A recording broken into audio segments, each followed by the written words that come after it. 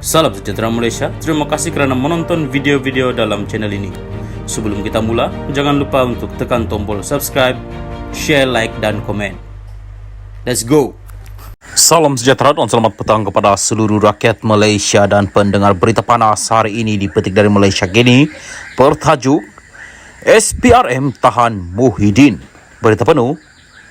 Suruhanjaya Pencegahan Rasuah Malaysia SPRM mengesahkan bahawa bekas Perdana Menteri Muhyiddin Yassin telah ditahan semasa memberi keterangan di Ibu Pejabat Suruhanjaya itu pada jam 1 petang tadi. Sebelum itu, Muhyiddin hadir untuk dirakam percakapan bagi melengkapkan proses siasatan akhir berhubung projek Jana Wibawa dan isu berkaitan. SPRM juga telah mendapat izin mendakwa daripada Pejabat Peguam Negara bagi menuduh Muhyiddin di Mahkamah Kuala Lumpur pada 10 Mac. Muhyiddin yang juga Presiden Bersatu bakal menghadapi beberapa pertuduhan mengikut Seksyen 23 Akta Suruhanjaya Pencegahan Rasuah Malaysia SPRM 2009 dan Seksyen 4-1B Akta Pencegahan Pengubahan Wang Haram, Pencegahan Pembiayaan Keganasan dan Hasil daripada Aktiviti Haram AMLA TFPU AA 2001 peti kenyataan Suruhanjaya itu. Sebelum ini, Malaysia Kini melaporkan selepas 6 jam berada di Ibu Pejabat SPRM di Putrajaya untuk memberi keterangan, Muhyiddin dilaporkan masih belum meninggalkan bangunan itu. Tengah hari tadi, Ketua Pesuruhjaya SPRM Azam Baki mengesahkan Muhyiddin yang juga adalah pengurusi Perikatan Nasional akan didakwa esok. Sementara itu, sumber SPRM memberitahu Malaysia Kini bahawa Muhyiddin akan menghadapi banyak pertuduhan jenayah di mahkamah di Kuala Lumpur esok. Menurut sumber yang dekat dengan siasatan, dia akan didakwa bahawa beberapa peruntukan mengikut Akta SPRM. Bagaimanapun, masih belum dapat dipastikan sama ada Muhyiddin akan ditahan semalaman sebelum dibawa ke mahkamah. Terdahulu, Muhyiddin tiba di Ibu Pejabat SPRM kira-kira jam 11.15 pagi tadi.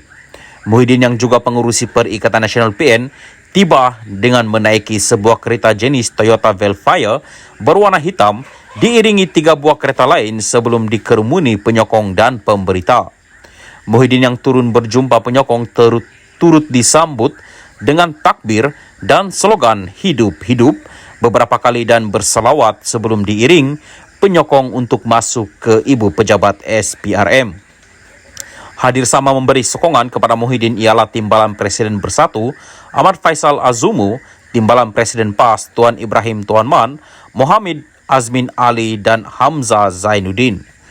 Terdahulu Muhyiddin tiba di SPRM dipercayai berkaitan siasatan Badan Anti Rasuah itu berhubung program Jana Wibawa. Muhyiddin akan menghadapi beberapa pertuduhan jenayah di mahkamah esok.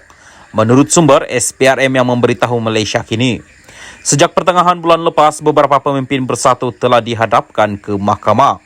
Pada 21 Februari, Ketua Penerangan Bersatu ketika itu Wan Saiful Wanjan berdepan 2 pertuduhan meminta dan menerima rasuah RM6.9 juta pada 2022.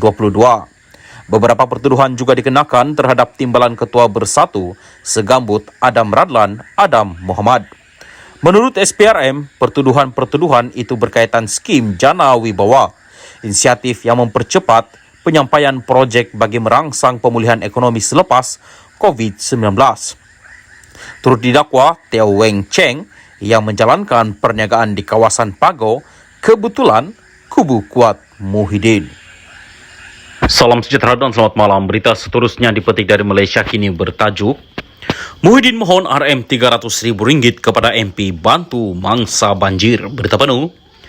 Bekas Perdana Menteri Tan Sri Muhyiddin Yassin mencadangkan kerajaan memberikan peruntukan sekurang-kurangnya RM300,000 kepada semua ahli parlimen termasuk dari pembangkang bagi membolehkan mereka menyalurkan bantuan segera kepada mangsa banjir di kawasan masing-masing. Mengucapkan terima kasih kepada Perdana Menteri Datuk Seri Anwar Ibrahim yang menyalurkan bantuan segera banjir berjumlah RM50 juta kepada Johor, ahli Parlimen Pagau itu turut mencadangkan supaya jumlah bantuan berkenaan dinaikkan. Saya juga ingin mengucapkan terima kasih kepada Perdana Menteri yang meluluskan peruntukan segera RM50 juta ringgit kepada Johor, tetapi saya mencadangkan ia dinaikkan kepada Rp100 juta kerana keadaan banjir pada kali ini amat teruk sekali, katanya ketika membahaskan rang Undang-Undang Perbekalan 2023 di Dewan Rakyat hari ini. Senada dengan Muhyiddin, Aminul Huda Hasan, PH Sri Gading, berharap kerajaan menyediakan peruntukan lebih Rm100 juta bagi membantu mangsa banjir di Johor.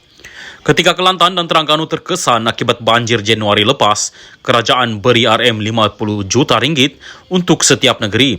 Johor katakan 50,000 mangsa banjir pada kali ini dengan Rm50 juta hanya dapat beri Rm1.000 wang esan kepada mangsa banjir, katanya. Aminul Huda turut memohon kerajaan menangani masalah kelewatan, keperluan asas serta penghantaran makanan kepada mangsa-mangsa banjir yang berlindung di pusat pemindahan sementara PPS serta memperbanyak lagi syarikat catering dalam urusan pemakanan itu. Datuk Seri Dr.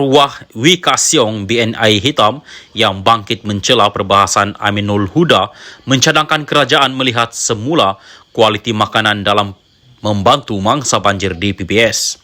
Jangan hantar makanan basi, nasi tak masak dan sebagainya dan cepatkan urusan penghantaran makanan, katanya. Dalam pada itu, Datuk Adnan Abu Hassan BN Kuala Pila berkata peruntukan besar diperlukan bagi mengatasi kejadian banjir yang sering melanda negara ini.